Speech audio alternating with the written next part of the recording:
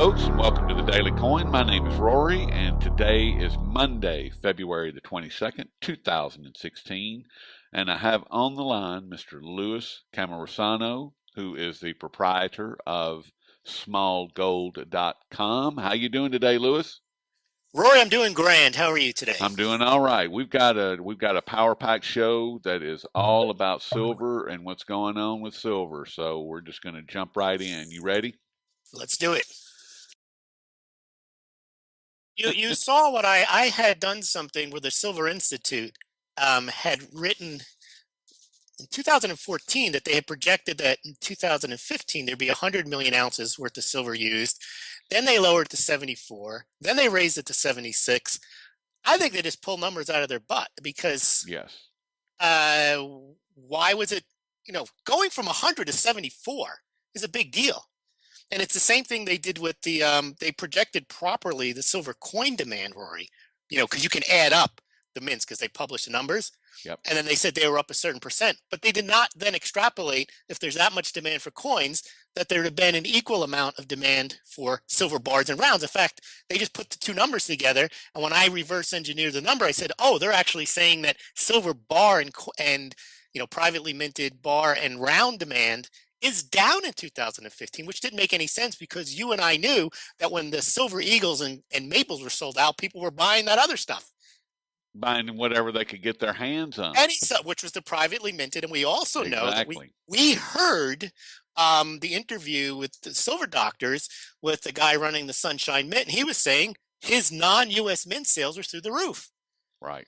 So Silver Institute, whether it's government or Silver Institute, which is, combined with Thomson Reuters, you can't trust any of the data, but some of the data you can trust is, I hope you can trust what the mint puts out, and I hope you can trust what the miners say they produce, but you never know. You never know. I mean,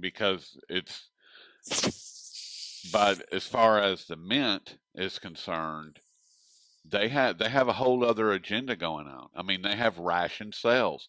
They have ration sales of the two largest minted coins in the world right now. It's been going on since July of 2015. Uh, the doc reported this past Saturday that it was going to continue through the end of this first Spring. quarter, if not further into 2016. Personally, I believe it's going to continue deep into 2016, possibly the third or fourth quarter. Maybe they may be on ration sales all year. Maybe permanent. Maybe Last year permanent. they were on ration sales. They took them off, I think, in June, and they had to put them right back on in July. Exactly. And now Because they've not. the orders came in, and they were like, "Whoa, we can't." We can't fulfill that. Yeah, back to the rationing. And Rory, could you please tell our listeners why we're using the word rationing? Because the word allocated is not realistic. It doesn't define what is happening. Allocated is some softened, it's a soft sell word in my opinion. And you, Lewis, actually used a great analogy with what's going on in Venezuela. I would love for someone to go to the average citizen of Venezuela right now and say, your food is going to be allocated, and see what kind of response that you get. They're going to look at you like you have two heads, first of Yep. all. And then the second thing is they're going to go, I don't have any idea what you're talking about. They're rationing my food. I can And only get a certain amount. We call that rationing. and And I that's call exactly, ration means shortage. it means shortage, exactly. Whereas allocated means that I don't know what it means. I don't even care. I just know that it's language. Allocated means they've put it aside for you. It's a nice thing that they've done for you, and that you can come and get it whenever you'd like. So when the U.S. Mint allocates 1 million Silver Eagles, they basically tell their authorized purchasers, "Okay, there's 1 million Silver Eagles. You can now go and take your allocation." They're not telling them you can't have A what million and a half. because we've rationed them. Right. But that's what they have. Yep. And they've got 1 million, and you get your cut, and you don't get any more than that. Period. That's called rationing. Correct. And so I don't see it. I don't see it ending. I really don't. And the reason I say that is because you and I were talking before we got started on this about the miners and what's happening with the miners and them.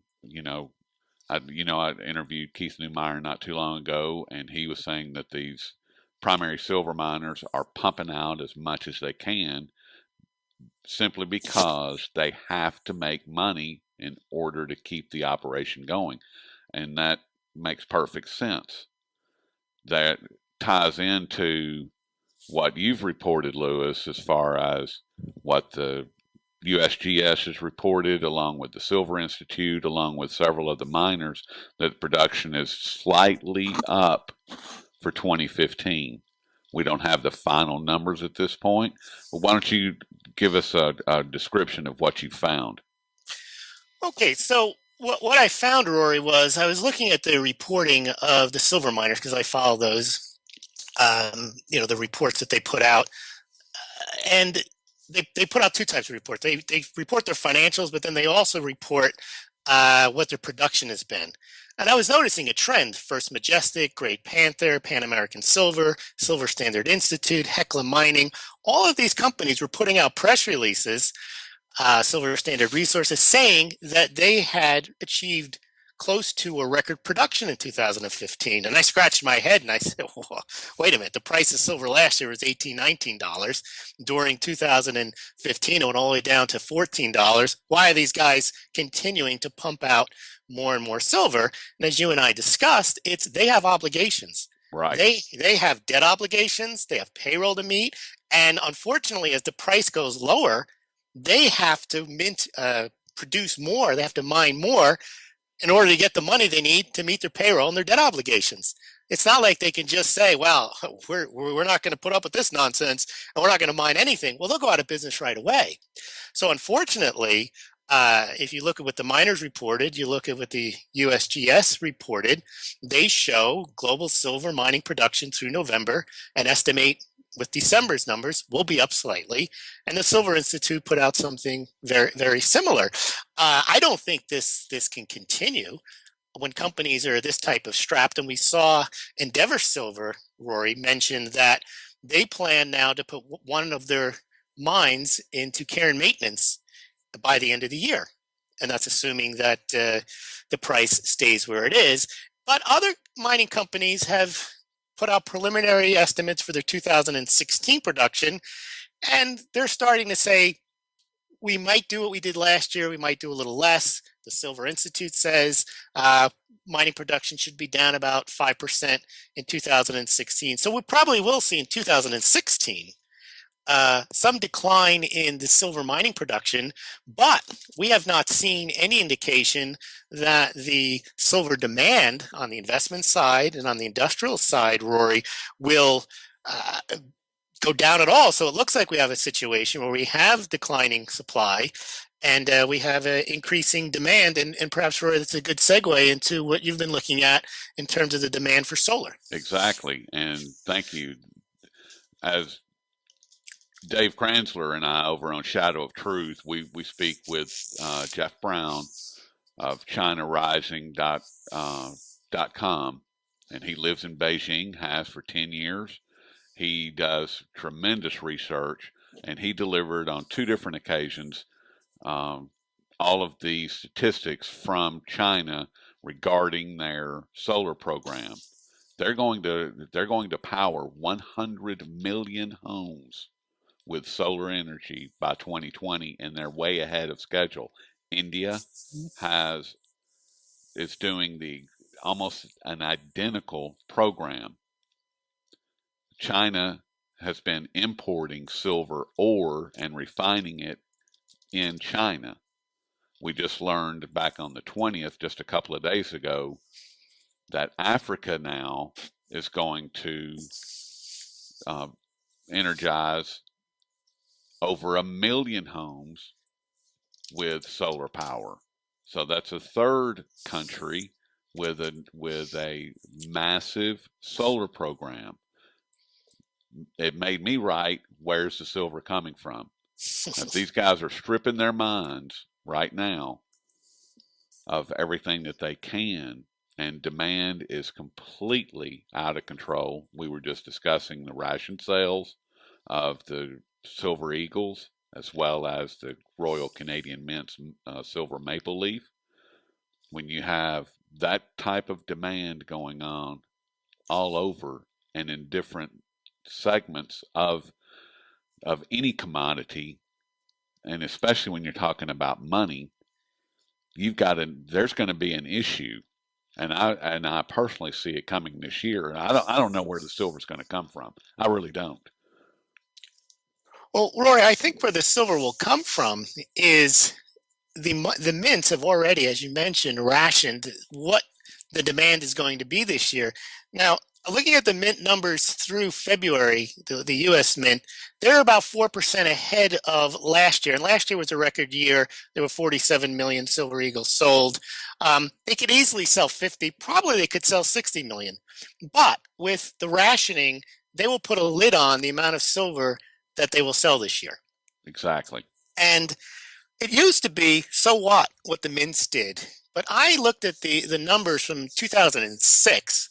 I think I've sent you the charts on this. Silver coins and bars were approximately 5% of overall demand. And they are now, when you include bars, rounds, and privately minted rounds and bars with the sovereign mint coins, it's now around 25%. So when you have demand in the investment area, you might call it, that encroaches on the amount of silver. There's only a certain amount of pie. There's about less than 1 billion ounces of supply, of which about 850 million is mined, and then the rest comes from scrap. The more you take out away from industry, from the coin, bars, and rounds, the less there is for industry. Now, if industry has increasing needs for it, something has to break. And what we saw in 2015 with the miners ramping up production, that's not going to happen this year. They can't afford to do that. And the demand doesn't appear to be slowing down at all. So that's where you have a supply-demand imbalance. But as we know, Rory, we've had a supply-demand imbalance for years, and it hasn't seemed to impact the price whatsoever because, as you know, the price is basically formulated on COMEX, which is a futures exchange, and a lot of that is based on sentiment. And it's interesting, you would think sentiment would be based on something factual like a supply and demand analysis, meaning, oh, it looks like there's greater demand than there is supply, so I would think my sentiment would be bullish on that mismatch. But instead, sentiment drives the price, and somehow sentiment is negative and has been negative. And the reason it's negative is because the price is going down, irrespective of the supply dynamic that's going on.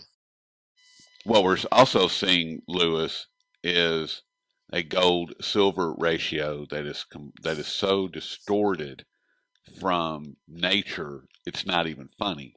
As of right now, it's right at 80 ounces of silver to 1 ounce of gold, even though it comes out of the ground at about 9.5 ounces of silver to 1 ounce of gold. That has to correct at some point as well. Would you agree with that? Yes and no, because you would think that the way silver is consumed, it's consumed in a just-in-time fashion. Right? In other words, there are no massive stockpiles of silver. There's the Shanghai Gold Silver Exchange, there's the COMEX Exchange, and then there's the ETFs. Those are the only really known stockpiles of silver.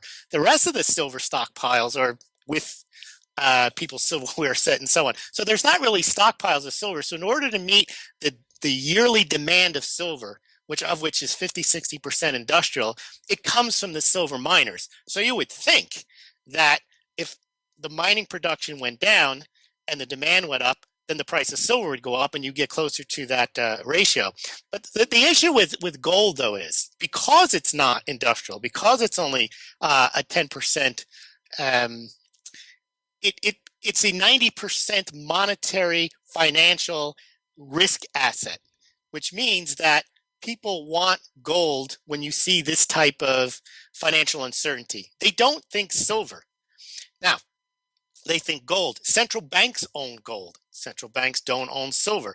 Silver is half monetary, half And industrial. And what happens then, Rory, is that if there ever were to be some type of rush towards the monetary side of silver, because the silver market, if you think about 800 million ounces at the current price, 14, it's only a 30 or 40 $1 billion market.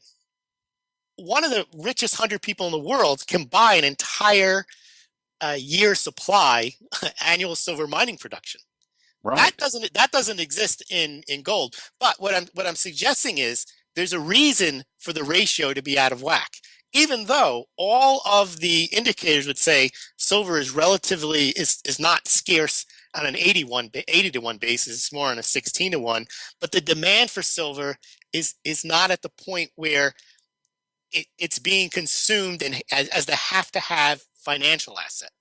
Whereas in gold, people still feel in financial times that's where they go to first. Now, what will happen, Rory, is once the gold price ratchets up, and we've seen this in the past, silver plays catch up and then quickly, and then it passes gold. Yes. It's Well, always happened. In a 30-year period, silver gets crushed more in a down market and goes up higher in a good market. and And what that's when the ratio will change. and But what there's what people forget is that silver has been money longer than gold. correct. Okay. When that reality comes back, I believe that that's when we're going to see, like you said, it's going to crush it.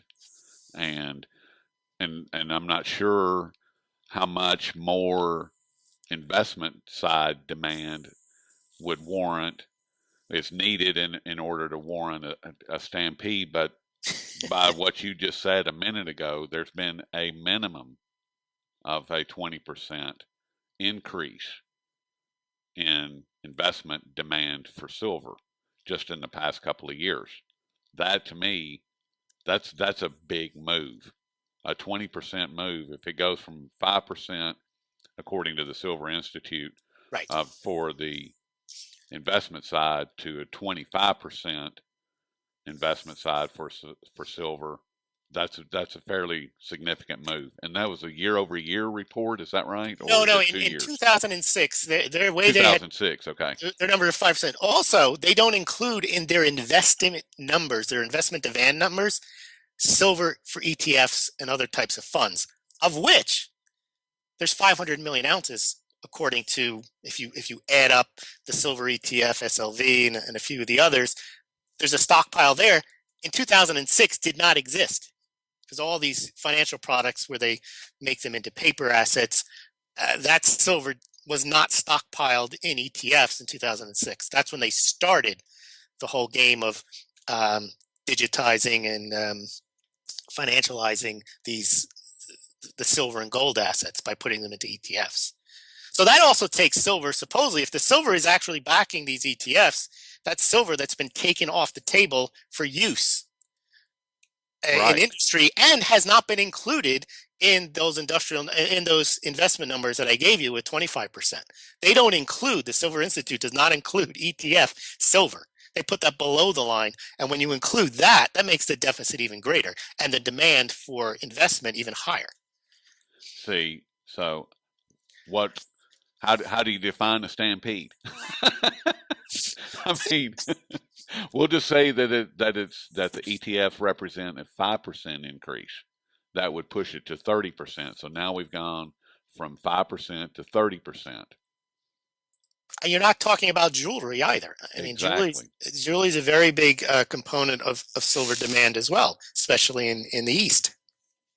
I mean, it's just so the numbers that we get are completely unreliable. I mean, is that one of the conclusions that we can reach here? I I mean, think as far as the Silver Institute is concerned, because if they're not counting ETFs, which is a huge chunk of silver, if they're not counting jewelry, that's another big well, chunk. they do count jewelry. What they don't count, or they miscounted, and I pointed out when they first released their trends for 2016, is they undercount silver bar, privately minted silver bar, and round demand. Okay. They had that declining in 2015 while they had the coin demand soaring. And when you put the numbers together and you reverse engineer it, you realize they actually showed that rounds and bars demand had gone down, and that is absolutely not true. because It's impossible. when the coins were sold out, people were buying silver, privately minted silver bars and silver rounds. And we heard the guy from the CEO of the Sunshine Mint mention this as well, that they're non-U.S. mint business. The Sunshine Mint makes the planchets for the U.S. Mint so they can print silver eagles on them. But they're privately minted products, they said, were also going through the roof. So we know that the Silver Institute, they do the best they can, but they are definitely understating the demand, because it's kind of hard to figure out, how do you know there's going to be 100 million, 75 million ounces of silver used in solar? It's kind of hard to tell that. How do you really know how much jewelry was sold? The only thing you really can tell, if you trust the U.S. Mint numbers and the Austrian Mint and the Canadian Mint, those numbers, you can actually pinpoint the demand there. And there we know the demand is up 20, 30 fold over the last 15, 20 years. The U.S. Mint used to sell 3-4 million silver eagles a year. They now do that in 2 weeks. Exactly, which they did in February.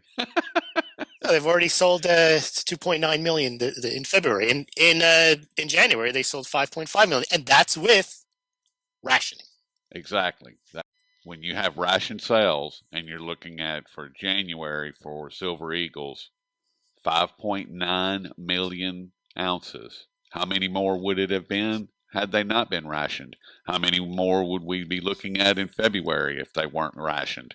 I mean, if they're gonna keep it to right around 6 million ounces a year, that's 72 million. But I mean, I don't think 6 million a month, right, would be 72 million. million in the year, exactly. And you have to imagine that the Canadian Mint would do 55, 60 million.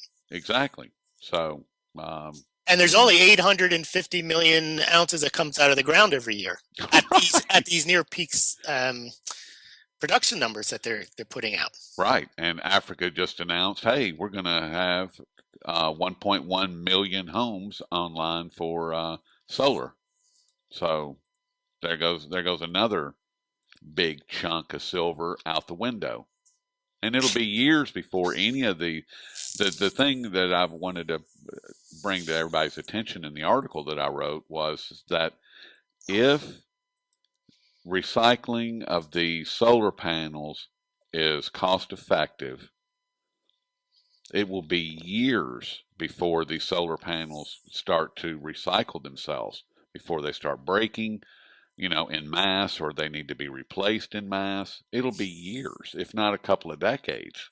I mean, so all of that silver that's associated with all of these solar panels, it's gone. It's off the locked market. Up. Exactly. It's like that is the main difference between the silver market and the gold market. The silver is a just-in-time market where you consume what you produce annually, whereas gold, there's that old expression where you can take all the gold ever mined in the world, slap it into 2 Olympic-sized swimming pools, and there it is. It doesn't go anywhere, and price will shake that out from the people who own it. Whether it's central banks or whether it's stockpiles, whatever it is, you can always find gold because no one actually has a just-in-time need for gold. Even financially, you have no use for it immediately. Whereas in silver, if you're making the solar panels, you need it immediately. Cell phones, whatever it is, you absolutely have to have it. And there's not stockpiles of it that you can just go and get it from. You have to get it from the annual mining production. Well, Lewis, this has been I'm loving this conversation, and I hate to cut it short, but I know you're busy, I'm busy, we got a lot going on. And maybe we can pick this up in a couple of weeks and do it again. Sounds good, Rory. And we'll dive into the premiums and take a look at them. At that time, that's where we'll start, Lewis. You mean you're talking about the Silver Eagle premiums that the dealers charge to the retail investors? Yeah, yes. We'll start the next conversation with premiums, and we'll just take it from there and just take another look at the silver market and the gold market and see what's going on. Sounds good, Rory. All right, buddy. I'll talk with you soon. Okay, take care.